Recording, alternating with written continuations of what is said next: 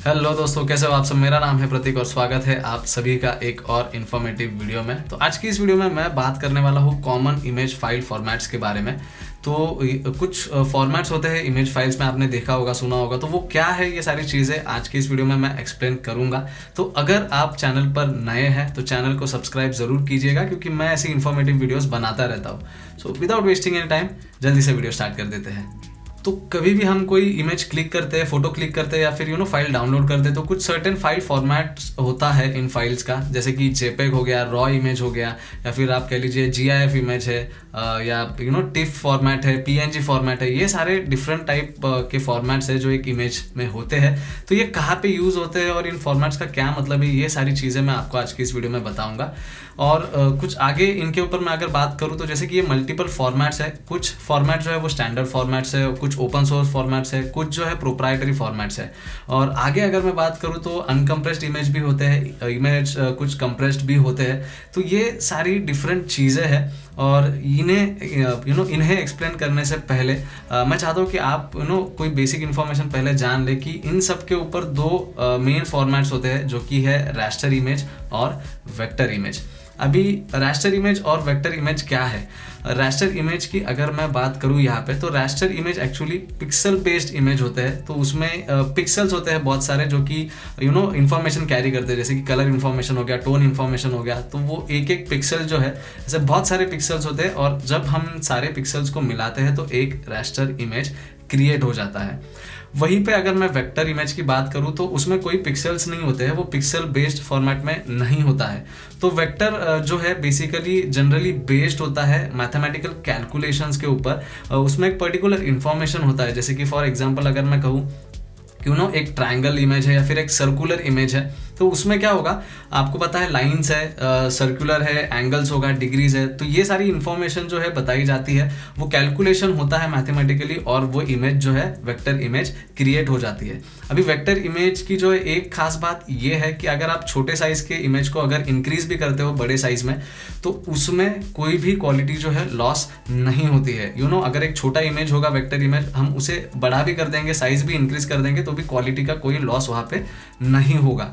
But यहीं पे बात करूँ अगर रास्टर इमेज की, तो जैसे कि रास्टर इमेज पिक्सल बेस्ड होते हैं।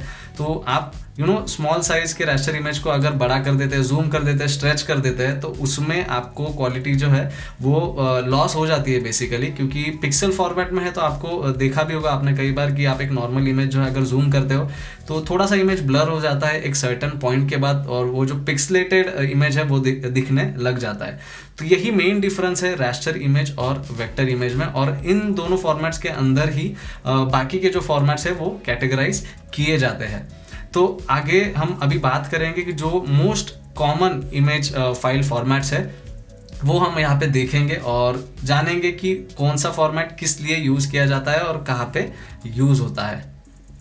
तो पहले फॉर्मेट की अगर मैं बात करूँ तो जेपेग फॉर्मेट की मैं बात करूंगा, क्योंकि जेपेग फॉर्मेट जो है वो मोस्ट कॉमनली यूज होता है इंटरनेट और वेब पे। और जेपेग फॉर्मेट जो है ये बहुत ही पॉपुलर फॉर्मेट है आपके डिजिटल कैमरा के लिए या फिर आपके स्मार्टफोन्स के ऊपर। आप स्मार्टफोन से कभी भी कोई फोटो खींचते हैं तो वो जेपेग फॉर्मेट में ही सेव होता है। आप चेक भी कर सकते हो। आपको डीएसएलआर में जो है आपके जो डिजिटल कैमराज है उनमें ऑप्शन मिल जाता है रॉ इमेज क्लिक करने का, बट जेपेग फॉर्मेट भी आप सिलेक्ट कर सकते हो। तो जेपेग फॉर्मेट में क्या होता है, जो इमेज साइज या जो इमेज फाइल होता है वो एक्चुअली कंप्रेस्ड होके निकल के आता है। तो अगर आपको पता होगा तो अगर आप सोशल मीडिया यूज करते हो, कोई फोटो आपको इंटरनेट पे अपलोड करना है, सोशल मीडिया पे अपलोड करना है, तो एक सर्टेन क्राइटेरिया होता है कि आपकी फाइल साइज जो है वो ज़्यादा बड़ी ना हो, वो एक नॉर्मल साइज की स्मॉल साइज की फाइल होनी चाहिए, और क्वालिटी जो है वो अच्छी होनी चाहिए इमेज की।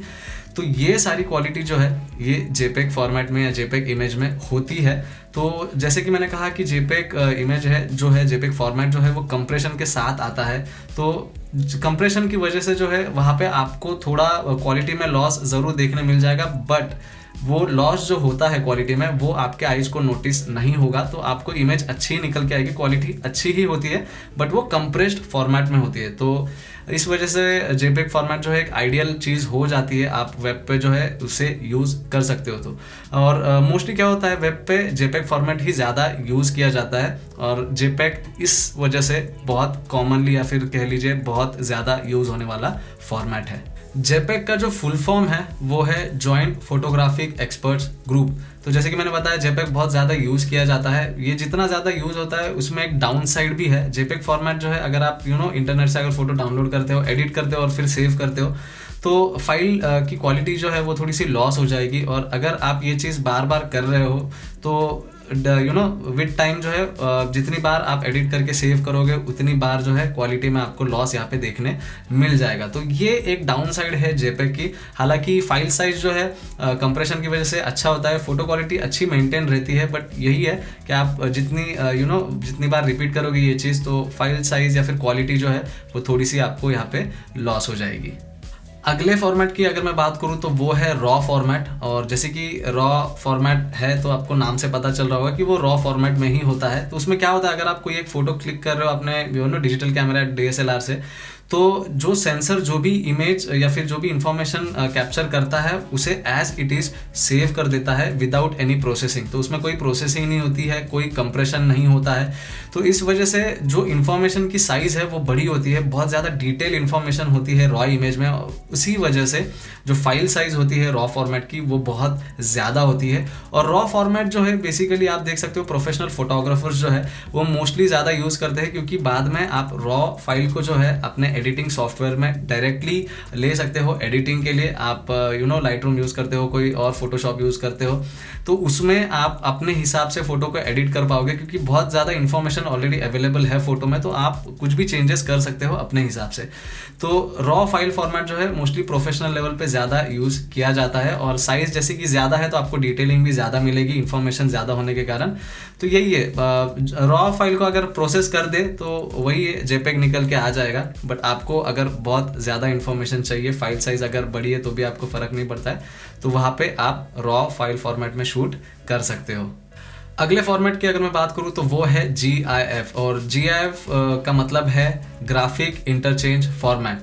तो GIF आपको अभी आज के टाइम पे GIF तो मोस्टली मीम्स में ज़्यादा यूज़ होता है, तो ये बात तो आपको ऑलरेडी पता होगी। बट GIF यूजुअली क्या है, GIF का साइज़ छोटा होता है और इसमें क्या होता है कि GIF का जो कलर रेंज है वो लिमिटेड है, जैसे कि 256 कलर्स तक ये सपोर्ट करता है। और अगर ये कंप्रेस्ड भी होता है तो भी इसकी क्वालिटी लॉस नहीं होती है। तो ये जो फॉर्मेट है GIF जो फॉर्मेट है ये एक लॉसलेस फॉर्मेट है और आप इसे एनिमेट भी कर सकते हो। आपने देखा भी होगा कि ये एक्चुअली फोटोज़ होते हैं जो कि कलेक्ट करके एक छोटे वीडियो फॉर्म में बनाया जाता है। तो इसका साइज़ ज़्यादा बड़ा नहीं होता है और क्वालिटी भी लॉस नहीं होती है। तो आप इसे किसी भी तरह से यूज़ कर सकते हो, एनिमेट कर सकते हो अपने हिसाब से। तो यस, यही बेसिक चीज़ें हैं GIF फॉर्मेट के बारे में। तो यहाँ पे नेक्स्ट वाला जो फॉर्मेट है वो है PNG। PNG stands for portable network graphics. PNG जो ओरिजिनली डेवलप किया गया था वो एक एक्चुअली इम्प्रूवमेंट था या कह सकते हैं रिप्लेसमेंट था GIF के लिए, क्योंकि GIF जैसे कि लिमिटेड कलर्स तक सपोर्ट करता है 256। PNG में क्या है, PNG में आप 16 मिलियन कलर्स तक अचीव कर सकते हो। तो ये एक अच्छी चीज़ थी PNG की। और PNG में आपको और भी ऑप्शंस आते हैं, जैसे ये भी फॉर्मेट जो है अगर आप कंप्रेस्ड भी करते हो तो भी इसमें क्वालिटी लॉस नहीं होगी। ये एक काफ़ी अच्छी चीज़ निकल के आती है PNG फॉर्मेट में। और PNG वाइडली यूज़ किया जाता है वो ट्रांसपेरेंसी के लिए। अगर आपको पता होगा तो ये जो बैकग्राउंड आप कभी भी देखते हो किसी भी इमेज में, तो PNG में जो है बैकग्राउंड आप कभी भी निकाल सकते हो, इसलिए वो फॉर्मेट जो है PNG फॉर्मेट होता है। आप लोगोस भी अगर कभी देखते हो, आपने कोई एक PNG फाइल डाउनलोड की है और आपको आपके वीडियो पे और फोटो पे वो फाइल डायरेक्टली लगानी है, अगर वो PNG फॉर्मेट में होगी तो आप एज इट इज़ लगा सकते हो। आप में उसको एक्स्ट्रा एडिटिंग करके बैकग्राउंड निकालने की ज़रूरत नहीं होती है। तो वो एक ट्रांसपेरेंसी होती है PNG फाइल फॉर्मेट के अंदर। और PNG फाइल मोस्टली एडिटिंग के लिए आपके फोटो के ऊपर आपको कोई एक लोगो लगाना होगा PNG फॉर्मेट का, तो वो आप लगा सकते हो। प्रोफेशनल एडिटिंग में आप यूज़ कर सकते हो। तो PNG फाइल फॉर्मेट जो है एक लॉसलेस क्वालिटी के साथ आता है, इवन आप कंप्रेशन अप्लाई करते हो फिर भी। नेक्स्ट यहाँ पे मैं बात करूँगा TIFF की, जो कि है TIF या फिर TIFF। इसका जो फुल फॉर्म है वो है टैग्ड इमेज फाइल फॉर्मेट। और ये जो फॉर्मेट है हम बेसिकली नॉर्मल यूज़र जो है वो यूज़ नहीं करते। ये मोस्टली हायर एंड में मतलब बड़े लेवल पे ज़्यादा यूज़ किया जाता है, जहाँ पे आपको प्रोफेशनल प्रिंटिंग या फिर हाई क्वालिटी प्रिंटिंग या पब्लिकेशंस जो है जहाँ पे हाई क्वालिटी प्रिंटिंग लगती है, उस जगह पे TIFF फॉर्मेट जो है ज़्यादा यूज़ किया जाता है। तो TIFF फॉर्मेट में क्या होता है, जो इन्फॉर्मेशन होती है वो बहुत ज़्यादा होती है, हाई क्वालिटी इन्फॉर्मेशन होती है, और उसी के कारण TIFF में जो है आपको आपको फाइल साइज भी जो है बहुत बड़ी देखने मिल जाएगी। उस वजह से हम नॉर्मल यूज़र जो है टिफ फॉर्मेट यूज़ नहीं करते हैं। टिफ में भी कंप्रेशन होता है, बट टिफ भी जो है एक लॉसलेस फॉर्मेट है, तो उसमें भी कंप्रेशन अप्लाई अगर होता भी है तो कोई लॉस नहीं होगा क्वालिटी का। और जो आउटपुट है टिफ का, अगर आपको बहुत बड़ी प्रिंटिंग करनी है, बहुत ज़्यादा हाई क्वालिटी प्रिंटिंग करनी है, प्रोफेशनल लेवल पे प्रिंटिंग करनी है, तो वहाँ पे टिफ फॉर्मेट का जो है यूज़ किया जाता है। नेक्स्ट फॉर्मेट जो आता है वो है बिटमैप या फिर BMP। अभी बिटमैप की अगर मैं बात करूं तो ये एक्चुअली माइक्रोसॉफ्ट ने डेवलप किया था विंडोज़ के लिए, और बिटमैप जो है वो टिफ के साथ जो है काफ़ी सिमिलर है, क्योंकि बिटमैप में भी आपको हाई क्वालिटी डिटेल्स देखने मिल जाएगी, हाई क्वालिटी इन्फॉर्मेशन होती है, बहुत ज़्यादा इन्फॉर्मेशन होती है, और उससे भी आप professional printing, high quality printing achieve कर सकते हो। बिटमैप में कोई कंप्रेशन नहीं होता है, तो जैसे कि जिस वजह से अगर हाई डिटेल्स है, इसमें बहुत ज़्यादा डिटेल्स होते हैं, बहुत ज़्यादा इन्फॉर्मेशन होती है, उसके वजह से बिटमैप में भी आपको फाइल साइज जो है वो बड़े लेवल पे देखने मिल जाएगी, या फिर फाइल साइज बड़ी होती है। और बिटमैप जैसे कि मैंने बताया माइक्रोसॉफ्ट ने डेवलप किया था, तो ये एक प्रोप्राइटरी फॉर्मेट है, तो ये आप यूज़ नहीं कर पाओगे। आप रेकमेंडेड है आपको कि आप टिफ फॉर्मेट यूज़ कीजिए अगर आपको वो प्रोफेशनल प्रिंट या फिर हाई क्वालिटी प्रिंट चाहिए। तो ये कुछ बेसिक एंड कॉमन फॉर्मेट्स थे जो हम डे टू डे यूज़ करते हैं, या फिर हमें पता है ये कॉमन फॉर्मेट्स है जो हमारे यूज़ में यूजुअली आते हैं। इसके अलावा भी और कई फॉर्मेट्स है, अगर उसके बारे में भी आपको डिटेल्स चाहिए होगा तो आप मुझे कमेंट सेक्शन में बता सकते हो, तो मैं उसके ऊपर भी एक वीडियो बना दूंगा। आज का वीडियो मैंने सिर्फ इन फॉर्मेट्स के साथ बनाया था क्योंकि ये बहुत ज़्यादा यूज़ होने वाले फॉर्मेट्स है, और नॉर्मल यूज़र्स को भी इन फॉर्मेट्स के बारे में नॉर्मली पता होता है। तो यही बेसिक इन्फॉर्मेशन थे इन इमेज फॉर्मेट्स के बारे में, और आपको आई होप पता चल गया होगा कि कौन सा फॉर्मेट किस चीज़ के लिए काम आता है और कहाँ पे यूज़ कर सकते हो आप। तो अगर आपको ये वीडियो इन्फॉर्मेटिव लगी हो तो वीडियो को लाइक ज़रूर कीजिएगा और शेयर भी कीजिएगा अपने दोस्तों के साथ, ताकि उनको भी पता चले कि इमेज फाइल फॉर्मेट्स क्या होते हैं और कहाँ पे यूज़ किए जाते हैं। अगर आपके कुछ सवाल हो तो नीचे कमेंट सेक्शन में बिल्कुल मेंशन कर सकते हो आप, मैं ज़रूर कोशिश करूँगा हर सवाल का मैं जवाब दे दूँ, और मैं आप सबसे मिलूंगा एक अगली वीडियो में। Thanks for watching.